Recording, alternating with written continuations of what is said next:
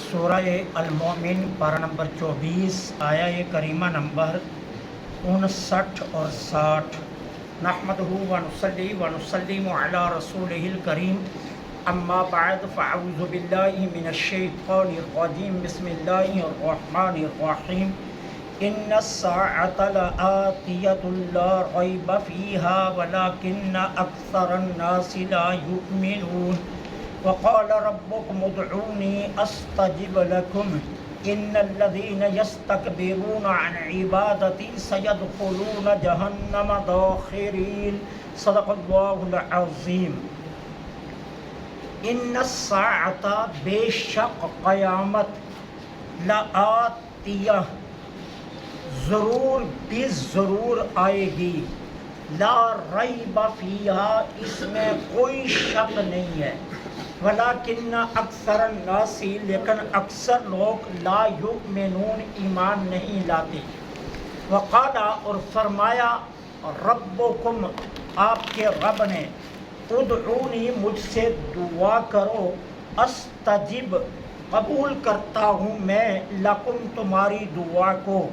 ان الذین بے شک وہ لوگ، یستکبرون جو تکبر کرتے ہیں، عن عبادتی میری عبادت سے، سیدخلون عن قریب میں ضرور داخل کروں گا انہیں، جہنم جہنم، داخرین ذلیل کر کے۔ اللہ جل سبحانہ و تعالی نے اس سے پہلی آیات میں قیامت کے امکان پر دلائل دیے تھے۔ اب اللہ تعالی عز و جل اس آیہ کریمہ میں قیامت کے وقوع کی یقینی خبر دے رہے ہیں کہ وقوع قیامت ہوگا، اور یہ یقینی ہے، اس میں کسی قسم کا کوئی شک نہیں ہے۔ اس لیے فرمایا پہلے انا یہ لگایا گیا تحقیق کے لیے، تاکید کے لیے، اور الساعہ ساعہ قیامت کو کہتے ہیں، اس میں تحقیق کے لیے پھر الف لام داخل کیا گیا، مزید تحقیق، اور پھر اس بات کو مزید پکا کرنے کے لیے فرمایا لا ریب فیہا اس میں کوئی شک نہیں۔ اتنی تاکیدیں لگا کر یہ بات یقینی اعلان کر دی گئی ہے کہ قیامت آئے گی، اور ضرور بھی ضرور آئے گی۔ وقوع قیامت کی اللہ نے حتمی خبر دے دی، لیکن کفار اس کی تصدیق نہیں کرتے۔ کیوں؟ وہ اپنے آباء و اجداد کی اندھی تقلید میں پھنسے ہوئے ہیں، لہذا اندھی تقلید کی وجہ سے وہ وقوع قیامت، حشر و نشر کے منکر ہیں، اور اس پر جھگڑا کر رہے ہیں کہ وقوع حشر و نشر نہیں ہوگا۔ اللہ فرماتا ہے یہ رب کی پکی خبر ہے کہ قیامت آئے گی، اور اس میں کوئی شک نہیں ہے۔ اب اس کے بعد فرمایا وَلَٰكِنَّ أَكْثَرَ النَّاسِ لَا يُؤْمِنُونَ لیکن اکثر لوگ ایمان نہیں لاتے۔ اچھا، اب دو طبقات ہیں۔ ایک طبقہ ہے کافروں کا، وہ تو اصلاً کافر ہیں، وہ تو ایمان سے محروم ہیں، وہ تو اصلاً ہی ایمان سے محروم ہیں جو کافر ہیں، لیکن اللہ فرماتا ہے کہ اکثر ایمان نہیں لاتے۔ اب اس میں دوسرا طبقہ کون ہے؟ اکثر جو مسلمان ہیں ان میں بھی ایمان کامل نہیں ہے۔ یہ اکثر کے لفظ میں مسلمان بھی شامل ہے کہ اکثر مسلمانوں کا ایمان بھی کامل نہیں ہے۔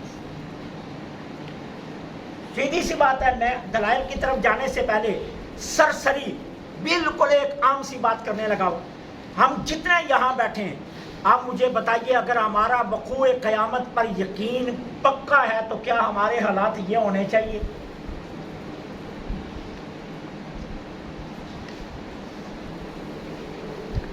دنیا کا جج کسی کو سزائے موت سنا دینا، تو جس دن اس کو کندھے پر لے کر جانا ہوتا ہے موت کے گھاٹ پر، تو اخبارات میں خبر کیا چھپتی ہے؟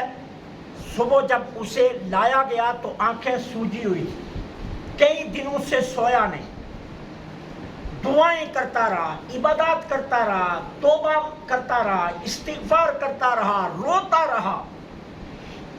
اب یہ دنیا کے جج نے سنائی ہے، اور یہ تختے پر جانے سے پہلے کسی وقت بھی ٹل سکتی ہے۔ کسی وقت بھی وہ رسا میں صلح ہو سکتی ہے، کسی وقت بھی یہ جو ہے نا وہ موت واقعہ نہیں ہو سکتی ہے، لیکن جو اللہ نے سنائی ہے وہ تو پکی ہے۔ اب اس کے بعد ہماری حالت کیا ہے؟ اکثر ایمان نہیں لاتے۔ صحابہ کرام قسمیں اٹھا کر فرماتے تھے ہم نے ساری زندگی پوری کمر بستر پر نہیں لگائی، پوری کمر ہماری بستروں پر نہیں لگی۔ اور صحابہ سے پوچھا کیا وجہ؟ فرماتے تھے جب کمر بستر سے پر بچھنے لگتی تھی نا، موت یاد آتی اٹھا دیتی تھی۔ موت کی یاد ہمیں سونے نہیں دیتی تھی۔ ہم تو کیا ہے، ہمارا گدا تھوڑا سا بیٹھ جائے نا ہم چینج کر لیتے ہیں، ہمارا گدا تھوڑا سا خراب ہو جائے ہم نیا گدا لے آتے ہیں کہ اس پر مجھے اچھی طرح نیند نہیں آتی۔ ٹن کے اے سی کی ہوا زیادہ ٹھنڈی نہ ہو تو ہم اسے 1.5 ٹن میں بدل لیتے ہیں، 2 ٹن میں بدل لیتے ہیں۔ یار مجھے نیند نہیں آتی، گرمی کی وجہ سے پسینہ آتا ہے، آنکھ کھل جاتی ہے۔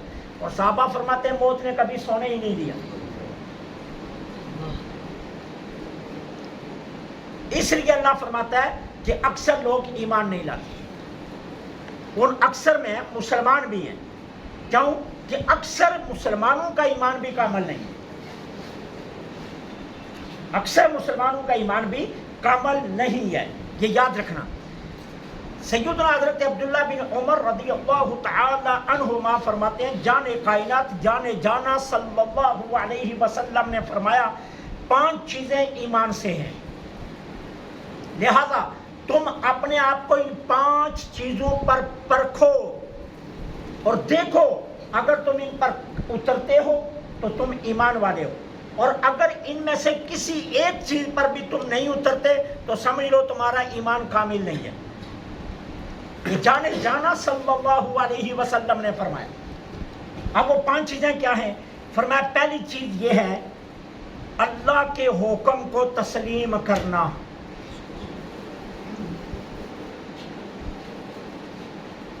اللہ کے حکم کو تسلیم کرنا، یہ پہلی چیز ہے کمال ایمان کی۔ اب اللہ فرماتا ہے نماز کے لیے ہم آتے نہیں ہیں، اللہ فرماتا ہے حلال میں برکتیں ہیں، حرام میں بیماریاں ہیں، ہم اس کے باوجود حرام کے پیچھے دوڑتے ہیں۔ اللہ فرماتا ہے میری ماننے میں تمہاری کامیابی ہے اور میری مخالفت میں تمہاری ناکامی ہے، ہم اس کے باوجود مخالفت کرتے ہیں۔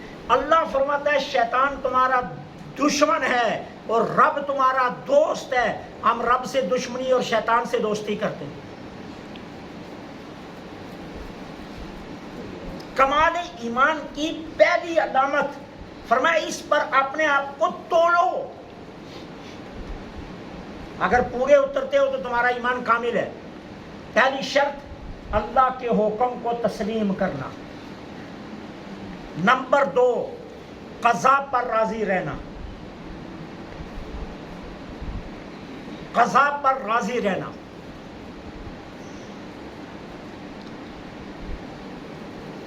ٹھیک ہے، ہر حال میں اللہ کا شکر ادا کرنا اور یہ کہنا کہ مولا جس حال میں تو رکھے وہی حال میں مجھے قبول ہے۔ جے مائی میرے دکھ وچ راضی میں سکھ نو چلے پاواں،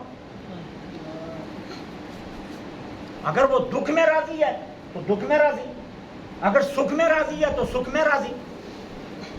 میں اور آپ کتنے نرم و گداز قالینوں پر نماز پڑھتے ہیں، ایئر کنڈیشنوں میں نماز پڑھتے ہیں، اور ایئر کنڈیشن چل رہے ہیں اس موسم میں، اور پھر بھی ہماری آرزو ہے 7 پنکھے چلنے چاہیے، جبکہ موسم بدل بھی چکا ہے، اور ایئر کنڈیشن کی ٹھنڈی ہوا کے باوجود ہم پنکھے کے مطالبہ کرتے ہیں۔ مسجدوں میں پانی گرمیوں میں ٹھنڈا، سردیوں میں گرم ہے۔ 1 لاکھ روپیہ ہم اپنے واش روم پر لگا رہے ہیں، 2 لاکھ روپیہ لگا رہے ہیں۔ اتنی ساری سہولتوں کے بعد ہم اللہ کی بارگاہ میں سر رکھ کر کیا کہتے ہیں؟ سبحان ربی الاعلی، سبحان ربی الاعلی۔ 72 لاشیں پڑے، 5 جوان بھائی ہیں، جوان بیٹا ہے، جوان بھانجے ہیں، جوان بھتیجا ہے،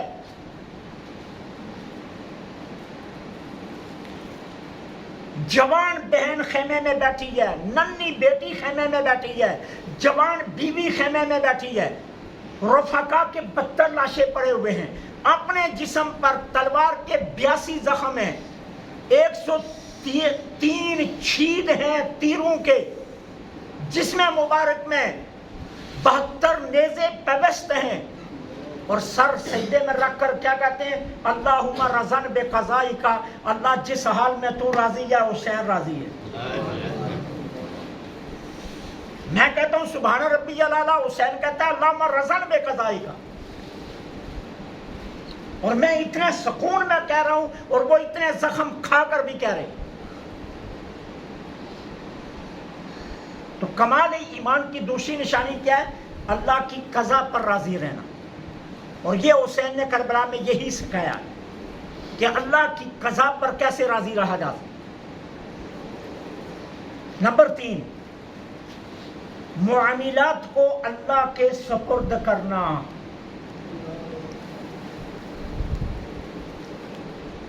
کہ میرے اللہ، میں اپنے سارے معاملات تیرے سپرد کر رہا ہوں، جو تو کرے گا وہ میرے حق میں بہتر ہے۔ میرا ایمان ہے، میرا یقین ہے، میں تیرے ہر فیصلے کو تسلیم کرتا ہوں۔ معاملات کو اللہ کے سپرد کرنا۔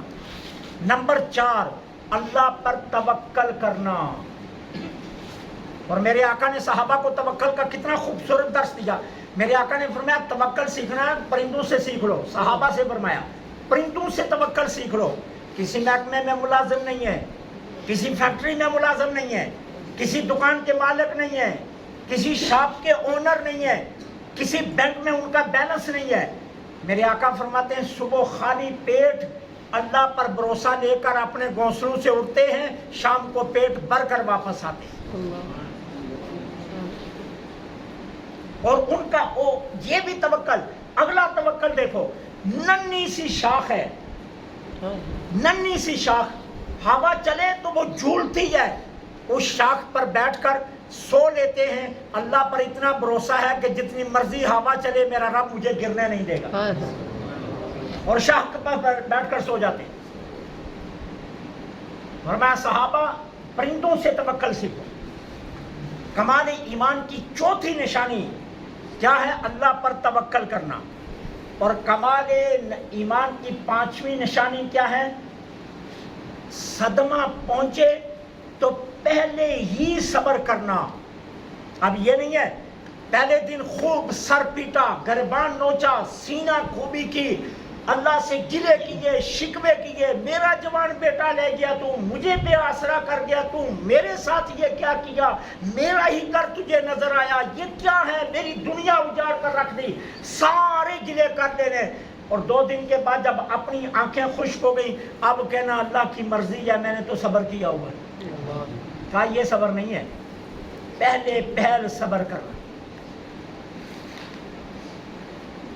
حضرت ابراہیم حضور کے شہزادے میرے آقا کو بے حد پیارے تھے، وصال ہوا، آنکھوں میں آنسو تھے۔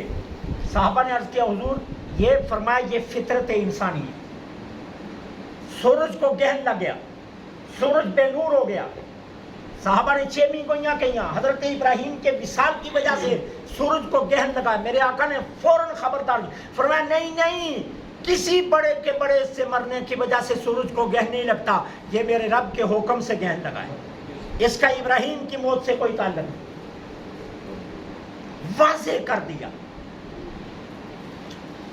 صدمہ پہنچے تو پہل صبر کرنا، یہ کمال ایمان کی نشانیاں ہیں 5۔ فرمایا اس ترازو پر اپنے آپ کو تول لو، اگر پورے ہو تو تمہارا ایمان کامل ہے، اگر پورے نہیں ہو تو تمہارا ایمان کامل نہیں ہے۔ حضرت عبداللہ بن مسعود رضی اللہ تعالی عنہما کی مرویات میں سے یہ روایت ہے، میرے آقا نے فرمایا مجھے اس ذات کی قسم جس کے قبضہ قدرت میں محمد صلی اللہ علیہ وسلم کی جان ہے، اس وقت تک کسی کا دین درست نہیں ہو سکتا جتنی دیر تک اس کی زبان درست نہ ہو. ایک تو وہ مشہور حدیث ہے نا، میں نے اسی لیے وہ نہیں بیان کی، المسلم من سلم المسلمون من لسانه ویده، وہ چونکہ آپ علماء سے اکثر سنتے ہیں، میں نے آپ کے سامنے وہ حدیث رکھی ہے جو آپ نے کم سنی ہوگی. حضرت عبداللہ بن مسعود فرماتے ہیں، سرکار فرماتے ہیں مجھے قسم ہے اس ذات کی جس کے قبضہ قدرت میں میری جان ہے، کسی کا ایمان اتنی دیر تک درست نہیں ہو سکتا جتنی دیر تک اس کی زبان درست نہ ہو.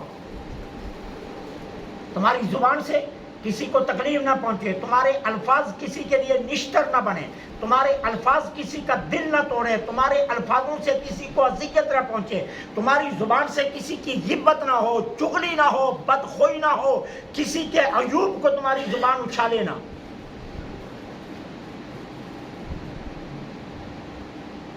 جب تک تمہاری زبان درست نہ ہو. اور فرمایا زبان اتنی دیر تک درست نہیں ہوتی جتنی دیر تک دل درست نہ ہو. دل درست ہوتا ہے تو زبان درست ہو جاتی ہے. زبان درست ہو جاتی ہے. سب سے پہلے دل کا درست ہونا ضروری ہے. اور دل کیسے درست ہوتا ہے کہ دل کو روحانی بیماریوں سے محفوظ رکھا جائے. اور روحانی بیماریاں کیا ہیں؟ غیبت روحانی بیماری ہے، چغلی روحانی بیماری ہے، بغض رکھنا دل میں یہ روحانی بیماری ہے، کسی کے بارے میں کینہ رکھنا یہ روحانی بیماری ہے، کسی کے بارے میں برے ہر وقت سوچتے رہنا یہ روحانی بیماری ہے، پاک باز خواتین پر الزام تراشی کرنا یہ روحانی بیماری ہے. روحانی بیماریوں سے اپنے دل کو پاک رکھنا. میرے آقا مسجد نبوی میں تشریف فرمائے، صحابہ کو مخاطب کر کے کہا ابھی ایک شخص آ رہا ہے، یہ کنفرم جنتی ہے. ایک بندہ داخل ہوا، مجلس میں بیٹھا، حضور سے الیک سلیک کی، محفل برخاست ہوئی، وہ بھی اٹھ کر چلے گئے. اگلا دن پھر نشست لگی، سرکار نے فرمایا ابھی ایک بندہ آ رہا ہے، یہ کنفرم جنتی ہے.